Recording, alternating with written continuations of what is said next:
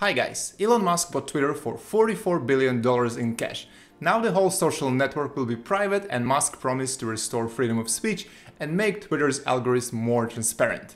This is the first major pushback against the left, which slowly but extremely efficiently destroys the Western society. The communists in America are very upset, and newspaper New York Times, published an article, "Twitter under Elon Musk will be a scary place." I'm curious why. The decision by Twitter's board of directors on Monday afternoon to accept a takeover bid from Elon Musk means the company thinks the social network company would be best served by ownership of a man who used platform to slime his critics, body shame people, defy security laws, and relentlessly hawk cryptocurrencies. Body shaming is the strongest argument here. Let's be honest, most of these leftist activists are fat, ugly, and stupid. They failed their life, never worked hard, and hate everyone who's successful. And it's really hard to have an argument with these people. It's like talking to the tree. So body shaming is the only option. Mr. Musk said that central to his vision for the service is for it to be an inclusive area for free speech, but users should understand that that phrase means free speech for people like Mr. Musk, a billionaire and the world's richest man. I don't get it. Is the conspiracy theory of the left is that Twitter now will promote your posts based on your net worth?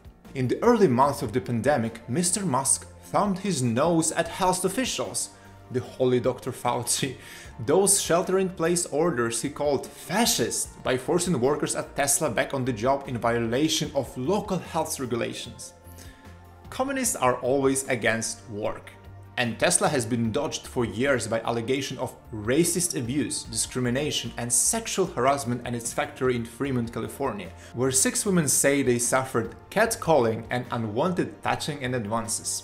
Well, Musk should be guilty because you have some horny hombres in the factory in California.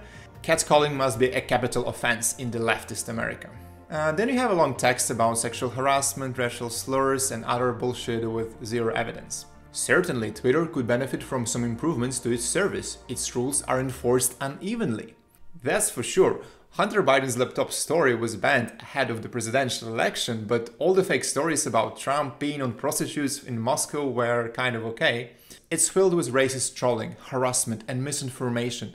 Politicians and celebrities who seem to enjoy a lighter touch from Twitter's enforcement of its policies against misinformation, despite the evidence that they are more likely to be believed than regular users. Twitter's usual approach to moderating content has been to slap warning labels on tweets, which are easy to ignore and don't mitigate the damage done by misinformation. If the left disagree with something, it's called misinformation. The communist master plan is to implement a total ban of bad information like it's done in China, instead of some stupid labeling which you can ignore. Then they talk about Trump's ban after January 6, which was a justifiable act according to them, but they complained that there were many more people who did the same, but they were not punished. Which is true, but then you have to ban all the Palestinian terrorists from Twitter, which the left supports with zeal. Loosening content moderation, as Mr. Musk appears poised to do, won't make Twitter a better place. That will make it far more toxic. Twitter is already toxic and full of hate from the left, which is not being moderated at all. You don't like it? Make a social network where you can discuss your pets and weather. Let's see how popular that would be.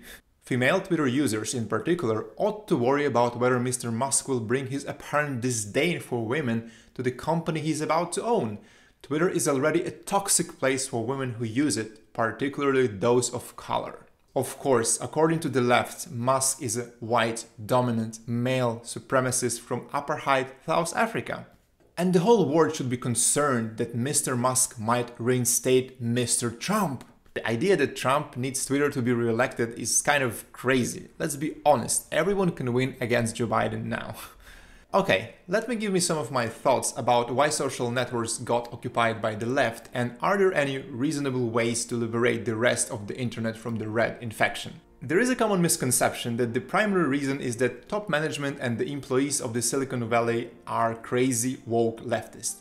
I used to be a software developer at Google, and I can tell you that most of the people there are not woke. The majority is definitely economically right, and culturally are libertarians, meaning that abortions, gay rights, and anti-church. But trans rights for kids, Black Lives Matter, critical race theory are not part of their values. Employees are not publicly open about these because it goes against companies' policies, but privately, many agree that cultural leftism is bad and dangerous. Top management is not woke either. They are pro-business and pro-money. So how did the left occupy the tech? To be honest, 9 years ago when I joined Google, it was not like that. Neither company nor the end product was woke. And Google was fully committed to free speech in the same way as Facebook, who allowed everything, even Holocaust deniers groups just 2 years ago. Not that I'm fan of that, but it's a sign of free speech. The initial way the left started to occupy the tech was diversity shaming. They claim that the tech lacks of diversity. Vast majority of software developers are indeed men, and according to the left, it should be 50-50. Racially, if you go to Google in Mountain View, it's mostly Chinese, Indians, and then white Americans and people from Eastern Europe. Very few black people and close to zero Mexicans. This clearly has nothing to do with white supremacy because whites don't form the majority, but the left managed to create a propaganda among regular people that tech is racist and this needs to be fixed. Tech companies don't want to be perceived as racist and therefore they hired diversity specialists who promised to fix the matter. These red agents started its propaganda. At every company-wide meeting, they reminded everyone that the company is fully committed to achieve diversity, how important it is and blah blah blah. No one was really allowed to challenge that policy any longer, and guys like James Damore, who started that conversation on Internal Doc, was fired as soon as this became public. The reality at Google was quite different, luckily, and people were still hired according to their abilities, not race or gender, and you can discuss everything you want in smaller groups off the record. The problem is that propaganda started to grow every month. More diversity training, more woke letters from CEO. Like initially letters from CEO were quite meaningful to me and I was excited to read them. But for the last 2 years when I worked at Google, it was like full of leftist propaganda and it looked like the intent was that these letters were to be leaked to the general public with the purpose of satisfying the woke left. Most of the employees stopped reading that bullshit. The craziest was the period of George Floyd's death, where not only CEO but basically some of top management, which you personally know and respect, started to write propaganda letters about horrible treatment of black people in the United States. Not mentioning the fact that these rioters burned and destroyed half of America for basically nothing. Every day another top manager wrote something like that and it was quite Orwellian. The good thing is that from the employee side, no woke commitment was required. You can keep doing your job without participating in this crap. The only limitation is that you are not allowed to go against it. If you do, you will be fired on the spot. Now, the only thing left was needed to do is to convince the top management that censorship is essential. The initial attempt was to shame big tech that it gives the voice to racist, neo-Nazi and hate speech and ask users to delete Facebook or stop watching YouTube. This obviously didn't work. Users generally can just skip the content they don't like. Then Trump got elected in 2016 and the situation changed a lot. Virtually all the media started to push the theory that Russians hacked the elections through Facebook and Trump is not a legitimate president. More censorship should be done to prevent this in the future.